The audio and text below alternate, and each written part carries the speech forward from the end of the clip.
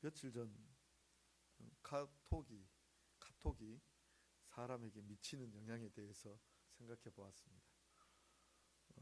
우리 성도님들도 그러시겠지만 아이들하고 카톡, 또 가족들이 다 카톡하고 있는 그런 단체 톡방이 있는 줄 압니다. 지난 주 중에 우리 딸아이가 그 한자를 찍어서 카톡에 올렸어요.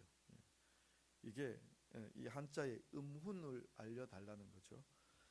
저도 막 찾고 있는데 아내가 먼저 올렸어요. 그 뜻이 뭐냐면 청보라는 뜻이에요. 청보, 청년의 걸음이란 뜻인데, 그 음과 훈을 찾아보면 청년의 걸음이라는 뜻인데 참 예쁜 뜻이죠. 그래서 올린 딸아이나 또 그 답을 준 아내나 또 거기에 동참한 아들까지 서로 이렇게 대화를 주고받는데, 제가 문득 참여할 기회를 놓치고 있다가 좀 텀을 주고 중자라고 썼어요. 그리고는 해답을 같이 올렸어요. 중년에는 자전거라고 그렇게 올렸거든요. 아재 개그를 괜히 했습니다. 아무도 안 읽더라고요. 아무도 안 읽고 한동안 안 읽고 있다가 시간이 한참 지난 다음에 봐도 대꾸가 없고 괜히 나만 소외당한 것 같은. SNS가 이런 카톡이 우리가 이 어디에 있으나 서로 소통하려고 한 거 아니에요? 안 외로우려고 하는 거 아니에요? 그런데 답이 없으니까요. 또 내 빼고 자기들끼리만 대화하고 이렇게 끝내버리니까요. 갑자기 서운해지는 거예요. 갑자기. 그래서 이 서운한 마음을 어떻게든 달래야 되는데 아마 다들 갑자기 바쁜 일이 생겼을 거야. 또 아니면 지금 카톡을 못 볼 상황일 거야 라고 그렇게 마음의 위로를 하다가 내가 이거 설교 서론 쓴다라고 마음의 결심을 하고 오늘 이렇게 서론에 썼습니다. 다른 뜻이 아닙니다. 우리가 사람 의지하고 사람 바라보고 사람 만나려고 하면은요 외롭습니다. 그런데 진짜 안 외로운 것, 그것이 바로 하나님 만날 때입니다. 우리가 기도 응답도 더디고 하나님 아니 계신 것 같고 참 어찌 보면 눈에 안 보여서 손으로 만질 수 없어서 이게 만남일까라는 그러한 생각이 들 때가 참 많습니다만, 우리가 말씀을 읽고 묵상하고 그리고 말씀 붙잡고 기도할 때에 그때에 정말 우리에게 주시는 하나님의 그 평화와 그 기쁨들과 그 은혜들이 있습니다. 외로움이 아니라 고립감이 아니라 우리에게 더 풍성하고 놀라운 은혜들이 우리에게 임하여집니다. 그래서요 저는 계속해서 당부드리는 게 뭔가 하면요 우리 성도님들이 정말 큐티 하시라고 꼭 당부를 드리고 싶습니다. 큐티요. 매일매일 하셔야 됩니다. 오늘요 우리 원래는 제가 이제 큐티 책을 사서 우리 장로님 또 우리 리더 하시는 우리 안수 집사님 이런 분들에게 제가 드렸는데요, 지난달에 사드리니까 이제 목사님 고마 사십시오 그렇게 저에게 얘기하셨어요. 그래도 버릇대로 또 샀어요. 그래서 밖에 내놓았습니다. 필요하신 분들 가져가십시오. 필요하신 분들요. 가지고 가셔서 정말 읽으십시오.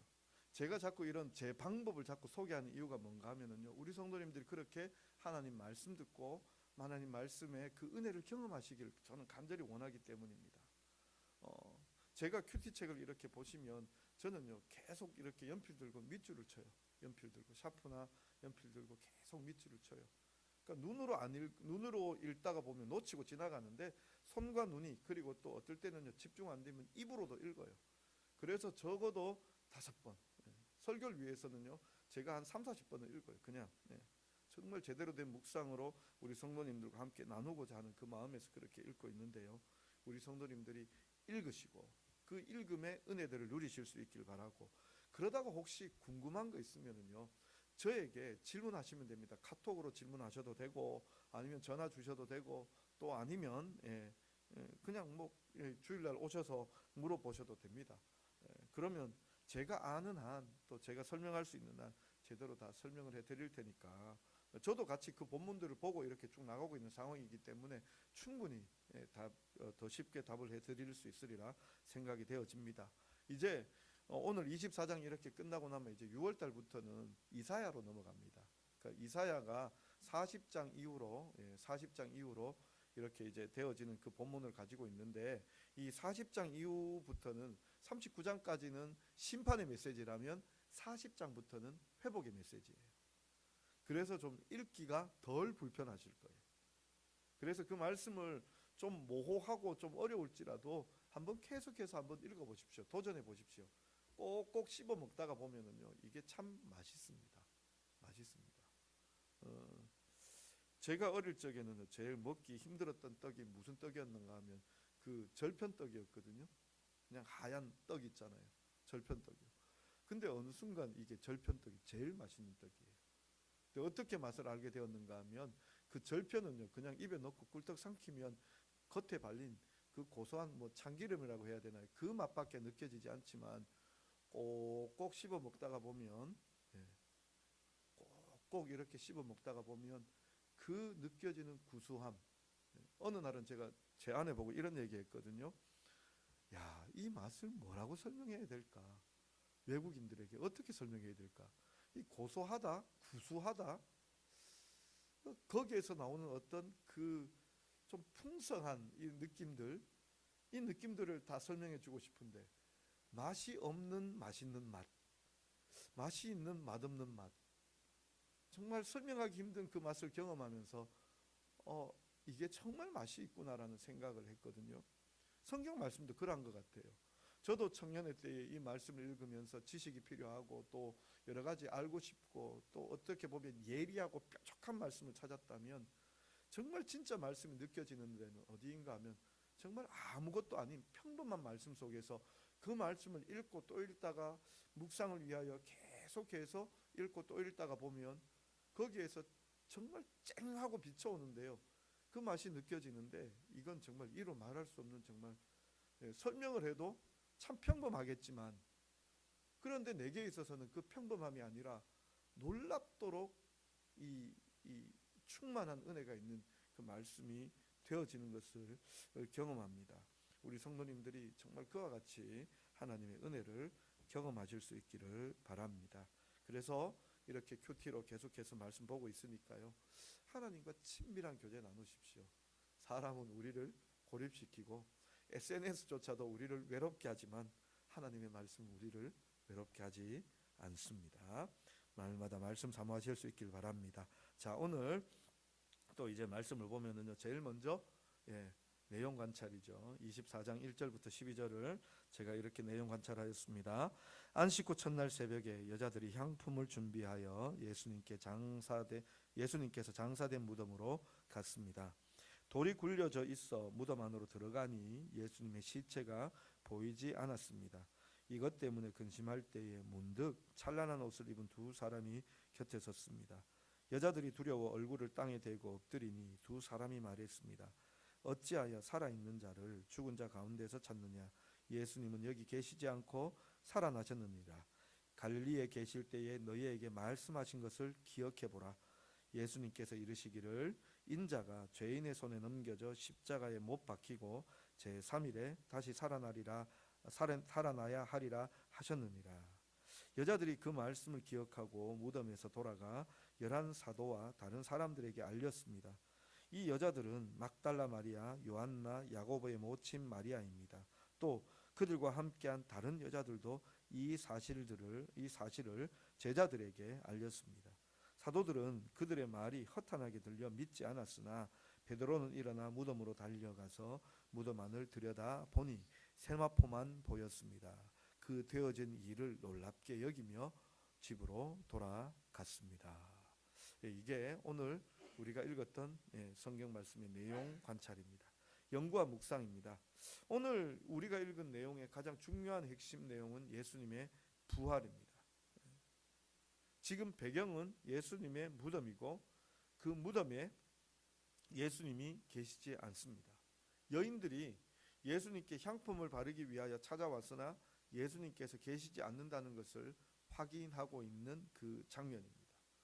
자, 우리가 첫 번째로 이렇게 질문할 제게 있어서 제가 이거 본문을 묵상하며 질문했던 게, 여인들은 예수님의 부활을 알았을까라는 질문입니다. 예수님의 부활을 알지 못했다는 결론입니다. 왜냐하면 그들이 향품을 준비해 왔기 때문입니다. 이 향품 혹은 향유는 그 시대의 대표적인 화장품이고, 또 이 향품, 향료로 이야기할 때에 이게 또 장례용품으로도 쓰여지는 물건이었습니다. 장례용품요. 물론 성경에 보면 거룩한 향이라고 해서 하나님 앞에 예배 드릴 때 따로 구별되어진 그 드리는 향이 있습니다. 그건 절대 제사용으로만 만들지, 그걸 선물용이로나 사람이 쓰는 물건으로는 만들지 마라라고 그렇게 분명하게 단정되어져 있습니다. 그런데 여기서 우리가 두 가지 대표적으로 이 향품, 그러니까 성경에 쓰는 그 하나님께 드리는 거룩한 향이 아니라 그 재료들, 그 순서가 아니라 사람들이 쓰는 그 향품들을 보면, 향료들을 보면 화장품이나 이렇게 장례용품으로 쓰는데, 우리 그 세마포라는 게 뭔가 하면은요, 지금 영어로 번역되어진 걸 보시면 린넨천입니다. 린넨천요. 그래서 그 얇은 천입니다. 그냥 천. 군 생활할 때, 제가 군 생활할 때, 이제 제가 해군이니까 해군 생활을 했는데, 해군들은 하얀 천이 하나 있고 거기에 모포가 나와요. 육군들의 침상은 어떻게 되어 있는지 모르겠는데, 근데 그걸 이제 이렇게 천이 있는데 그 이름을 까먹었어요. 까먹었는데 그 천, 그게 나중에 보니까 린넨천이더라고요. 그러니까 얇아요. 근데 그 얇은 거, 그 린넨천 하나가 정말 따뜻해요. 모포만 덮으면 따뜻하지 않은데, 그거 린넨천 하나 덮고 그리고 모포 하나 덮으면 이 가을은 다 견디고 겨울에는 모포 한 장만 더 덮어도 돼요. 그래서 모포 2장, 린넨천 하나, 이렇게 해서 이제 덮고 하는데, 그 린넨천 얇은 천이에요. 그럼 린넨천으로 시신을 감싸요. 이 그림이 좀 똑같은 그림은 아니지만 비슷한 그림이 뭐냐 하면, 우리 그 이집트의 미라 있죠, 그죠? 미라를 보면 우리가 보기에 붕대 같은 걸로 이렇게 감겨져 있잖아요, 그죠? 근데 그 붕대 감긴 그 천이, 그게 린넨천, 얇은 천. 여기에 세마포라고 나와 있는, 세마포라는 게 아주 곱게 짜여진 포예요. 마로 짜여진, 아주 곱게 짜여진 그 포라는 뜻이죠. 세마포. 가는 그 마줄로 해서 짠 그런 그 천이라는 그 뜻이죠. 그래서 그 시신이 감겨져 있는데, 그 시신 겉에다가 향유를 바르는 거예요. 그러면 이게 일종의 왁스처럼 생겨서 꾸덕꾸덕해지죠. 꾸덕꾸덕. 그래서 시신이 이렇게 이제 방부 처리가 되도록 이렇게 좀 하는 그러한 작업이 바로 이 향료를 채우는 거고, 향료를 바르는 겁니다. 근데 여인들이 그거 하기 위하여 예수님께 갔거든요. 근데 다른 성경에 보면 예수님의 그 무덤 앞에 막혀진 그 돌, 큰 돌을 누가 굴려주느냐, 그거 염려하며 갔어요. 근데 그 굴에 도착했을 때 여인들의 생각대로 되는 일이 아무것도 없었어요. 일단 굴 입구를 막고 있던 돌은 굴려져 있어요. 그건 잘 된 일이죠. 그런데 그 굴에 들어갔을 때 예수님이 안 계신 겁니다. 세마포만 있고요. 세마포만 있고요.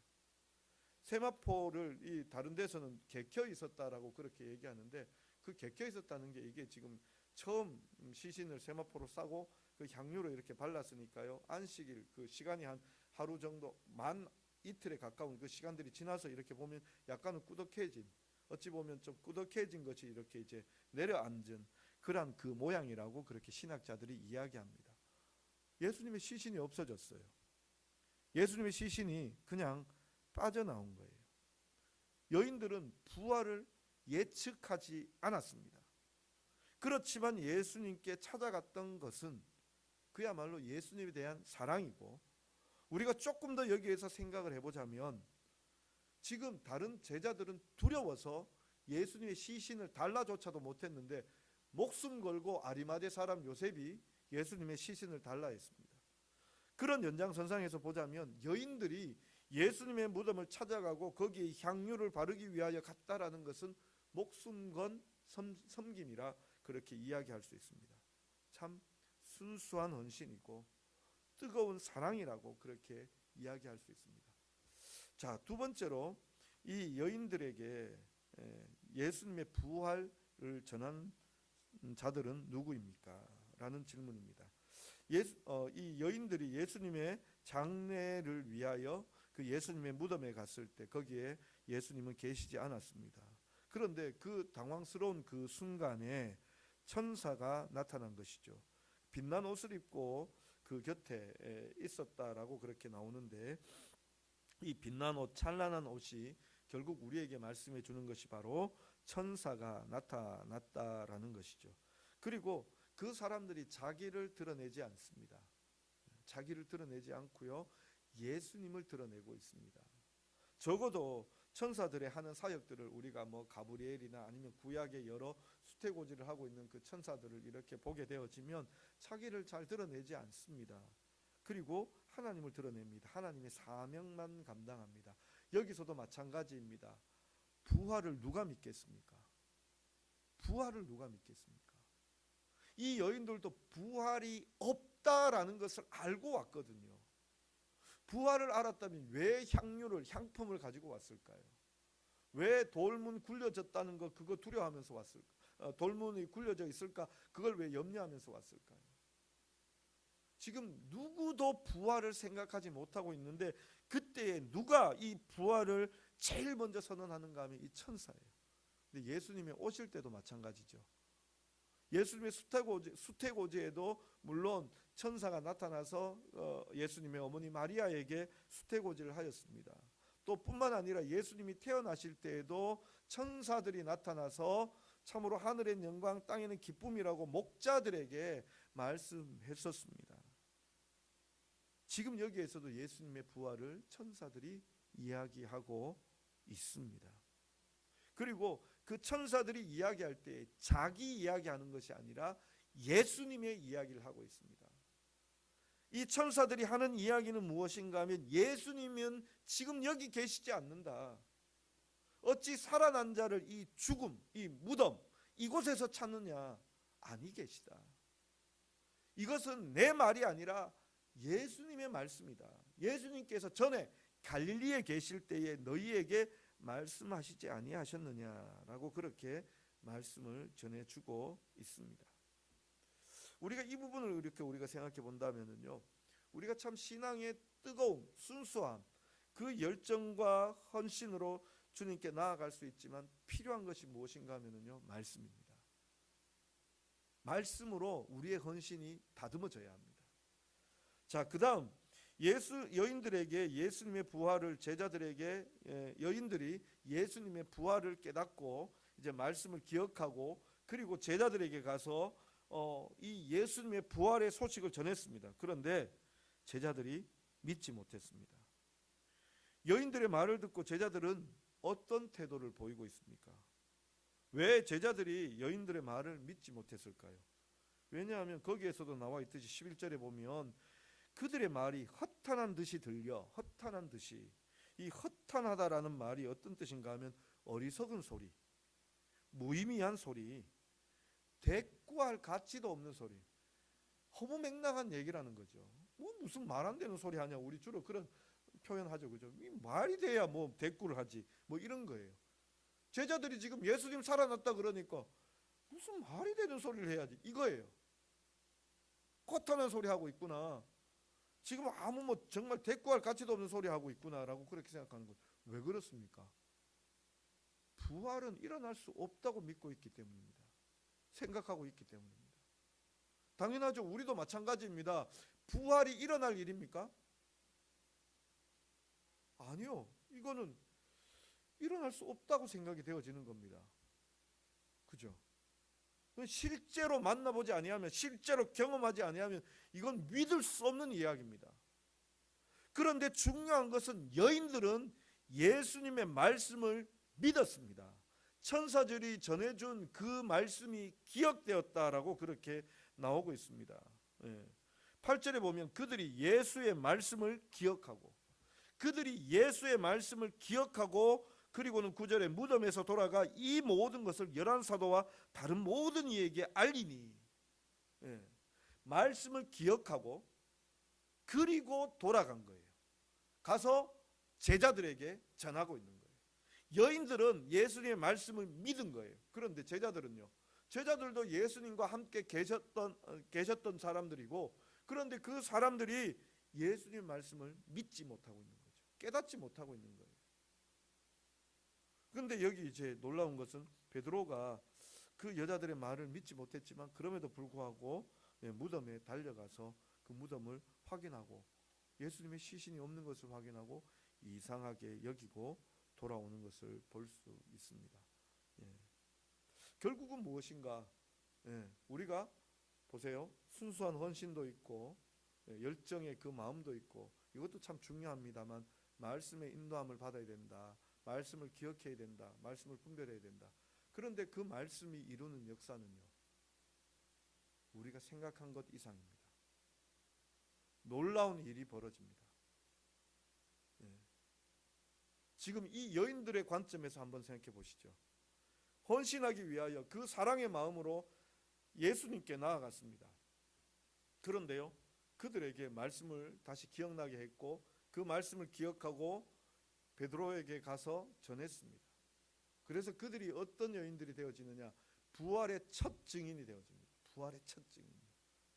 예수님의 부활을 직접 만난 사람들이에요. 근데 이게 왜 중요하냐? 그거 뭐 제일 처음 한 거 뭐 그리 중요하냐? 거기 그렇게 처음 만나고 나면 뭐 하늘나라 가면 연금이 나오냐? 아니면 뭐 하나님 바로 옆에 앉느냐? 이 제일 처음 만난. 근데요, 보십시오. 성경에서 전체를 통틀어서 얘기하는 게 뭐냐 하면 예수님의 십자가와 부활이에요.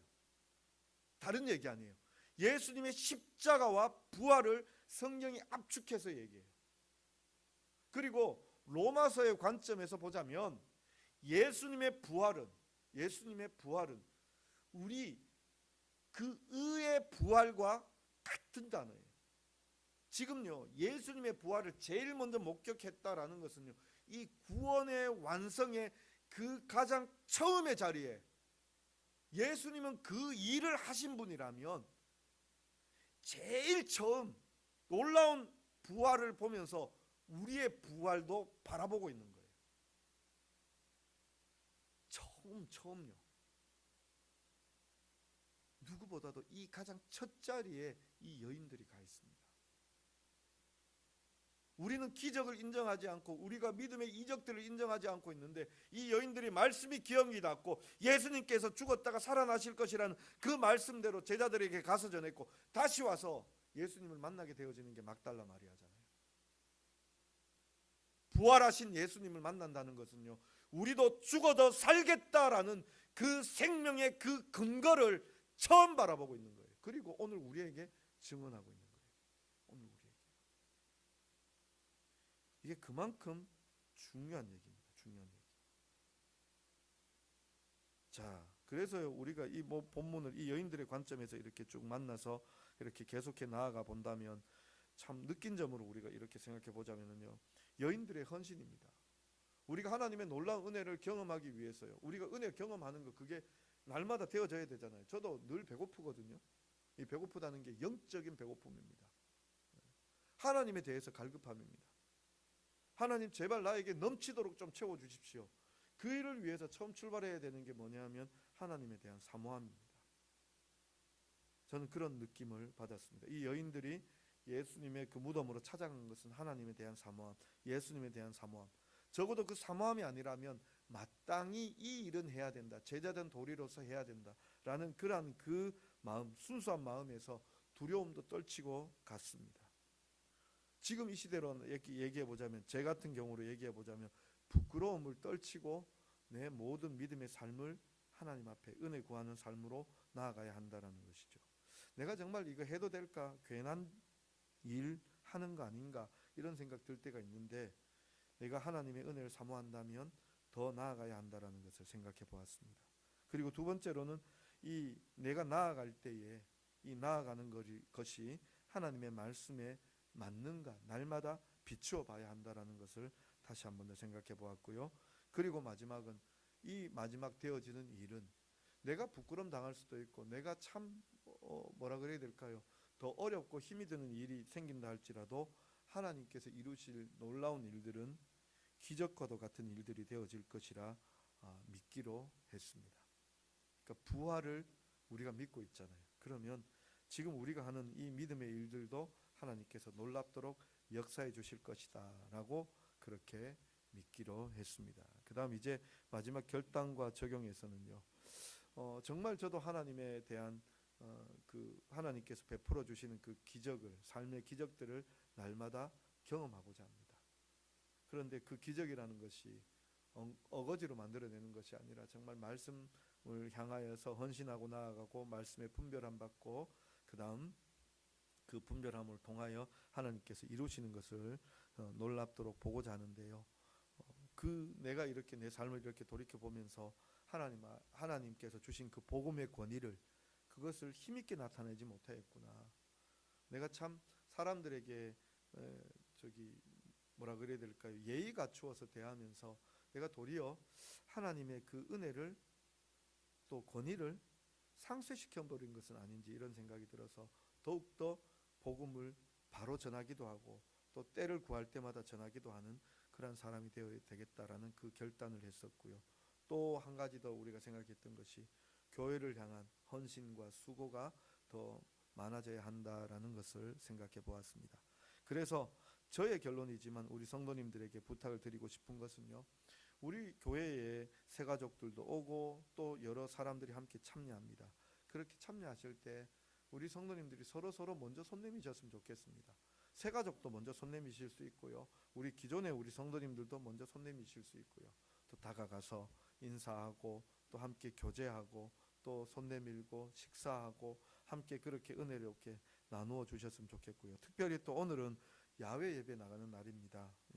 우리 성도님들 함께 가셔서 같이 은혜를 나누시고 이렇게 함께 이야기하며 서로 즐겁게 교제할 수 있는 그런 은혜가 있었으면 좋겠습니다. 그런 그 자리에는요, 가주는 것만 해도요, 이건 귀한 사랑이고 섬김이고 은혜가 되어집니다. 그런데 내가 거기 갔을 때 하나님의 기적의 역사가 시작되리라 생각이 되어집니다. 우리 성도님들, 교회를 위하여 또 가정을 위하여 우리의 삶을 두고 헌신하며 수고하시며 나아가실 수 있는 우리 성도님들 되실 수 있기를 간절히 바랍니다. 기도하겠습니다. 사랑의 하나님 아버지, 정말 오늘 이 예수님의 이 부활을 목격한 여인들의 그 모습을 우리가 생각해 보았습니다. 아버지 하나님, 순수한 헌신이었고 하나님에 대한 사랑이었습니다. 그 헌신과 사랑이 말씀의 인도함을 받았고 말씀을 따라 행하였을 때에 참으로 부활의 목격이라는 놀라운 기적과도 같은 일을 경험하고 그 구원의 은혜를 덧입는 것을 우리가 생각해 보았습니다. 아버지 하나님, 참으로 이 놀라운 기적이 우리의 삶에도 나타나게 하여 주옵소서. 하나님의 그 함께 하심이 우리에게 나타나게 하여 주시되 기적과 이적으로, 형통으로, 평안함으로, 기쁨으로 아버지 하나님 역사하여 주시옵소서. 오직 우리는 주를 향하여 참으로 순수한 마음으로 주님을 사랑하고 또 그 사랑의 마음으로 주님을 향하여 손을 내밀고 이웃을 향하여 손을 내밀며 나아갈 수 있는 우리들 되게 하여 주옵소서. 예수님의 이름으로 기도드리옵나이다. 아멘.